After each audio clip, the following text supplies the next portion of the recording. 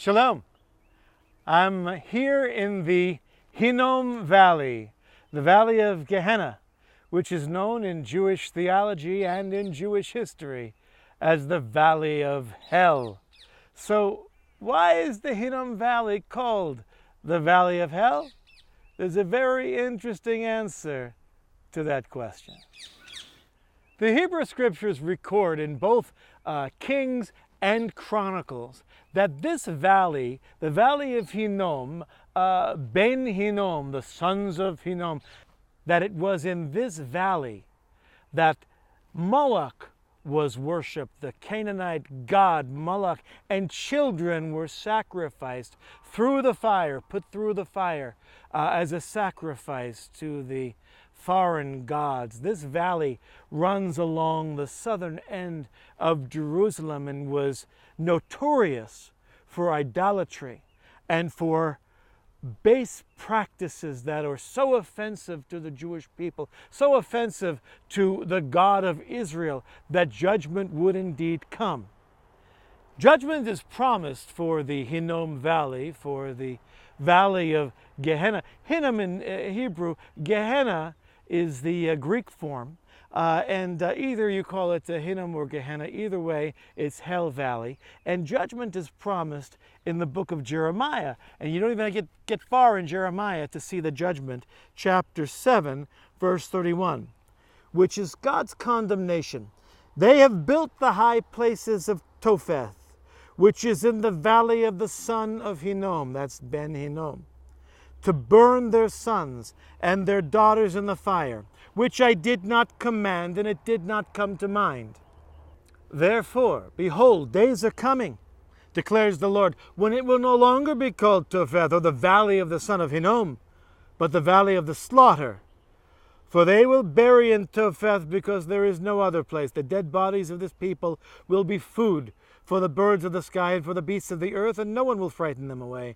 Then I will make to cease from the cities of Judah and from the streets of Jerusalem the voice of joy, the voice of gladness, the voice of the bridegroom, the voice of the bride, for the land will become a ruin. This valley, such heinous things occurred in this valley that it remained even when Israel returned from the exile. Even after Judah returned from the exile, in the New Testament times, this valley became a byword, a watchword, a place of symbolic burning, of condemnation.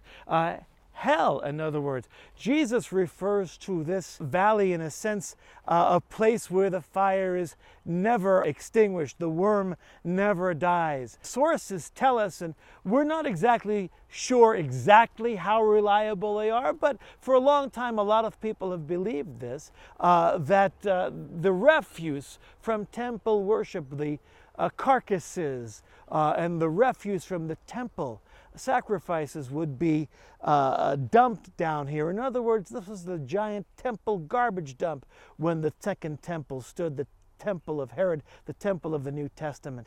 And the fires were never extinguished from burning garbage, burning the refuse of the city of Jerusalem. A picturesque and frankly quite smellerific illustration of what hell would be like. Jesus was not afraid to use this valley as an illustration of the eternal damnation that awaits those who reject his teaching and his gift of salvation. For those who reject our Messiah, the valley of Hinnom, not this physical valley, but the eternal burning valley of Gehenna, awaits.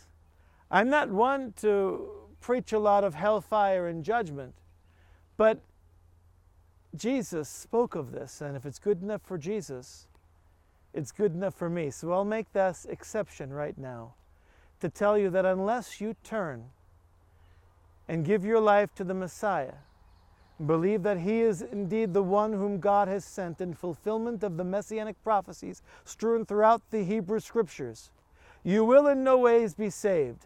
It will not be a neutral future for you, but it will be an unpleasant one, where the fires never go out and the worm is never quenched. So take the more pleasant route Trust in the Messiah. He loves you. He gave his life for you. Take his hand today. Know the peace, the true peace, that can only come through the Prince of Peace. No more appropriate place in the world, the lowest point in Jerusalem, the valley of Hinnom, to speak of the true peace that our Messiah brings. If not now, what are you waiting for? Today is the day of salvation. Today, if you hear his voice, do not harden your heart. Let the risen Messiah come into your life. Well, God bless you. May he watch over you. Pray for the peace of Jerusalem.